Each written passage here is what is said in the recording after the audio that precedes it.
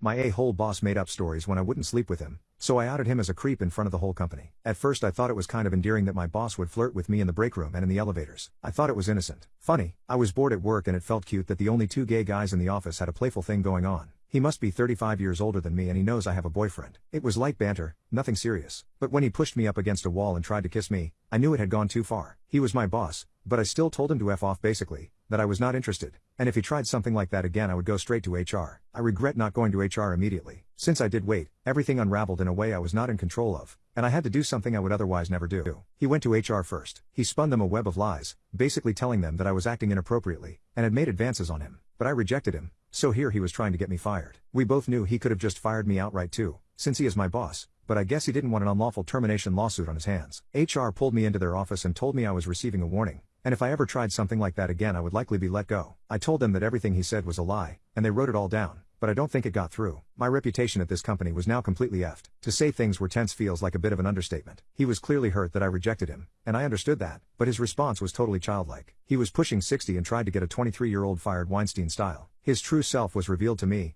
and looking back the little amount of flirting now felt so creepy. I was disgusted with myself. I avoided him at all costs, taking the stairs when I saw him waiting for the elevator, never leaving my desk basically. He was still my boss, and found creative ways to punish me. He gave me extra tasks that he knew would mean I have to stay late, things like that. At one point he shouted so loud at me at my desk that the whole office stopped what they were doing to watch. So everyone knew something was going on. Many had seen us interact before, and this seemed way out of pocket. This continued for a long time. I'm embarrassed to admit how long. It was brutal, working there now, and my boyfriend kept telling me to just leave. I looked for other jobs, but hadn't landed anything yet, but I was on my way out, that was for sure. Some days I hoped he would just fire me and get it over with. My work wife Cindy and I carpooled to work each day, so she knew everything that was going on, and we had the craziest ideas about how to get him back. Like start to flirt with him again, ask for naked pictures, then print them out and post them up all over the office. Or something like, bake a cake with laxatives in it for his birthday. You know, crazy poop. Eventually I did find a new job, and I put in my 2 weeks, and those 2 weeks were the most tense in the office so far. He breathed down my neck the entire time, found any excuse to berate me, always saying I wasn't doing something right and they shouldn't have hired someone with no experience. He was a total mess.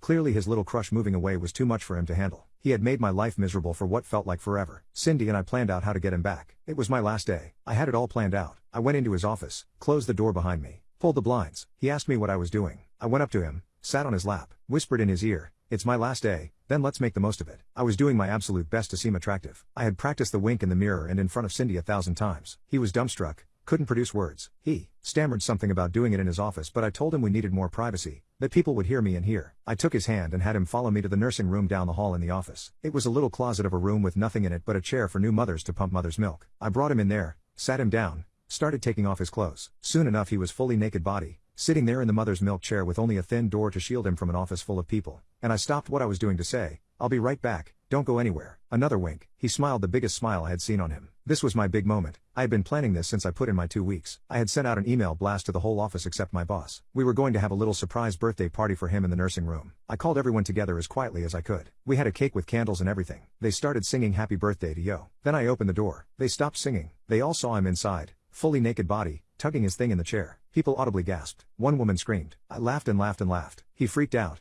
got up and tried to close the door. I had stopped it using a door stopper already. He was pulling on his pants, and I wasn't going to stick around for the fallout. I had pre-packed all my poop and just grabbed it and left. I heard from Cindy later that he was immediately fired. So that's what you get for treating your employees like poop when they won't sleep with you.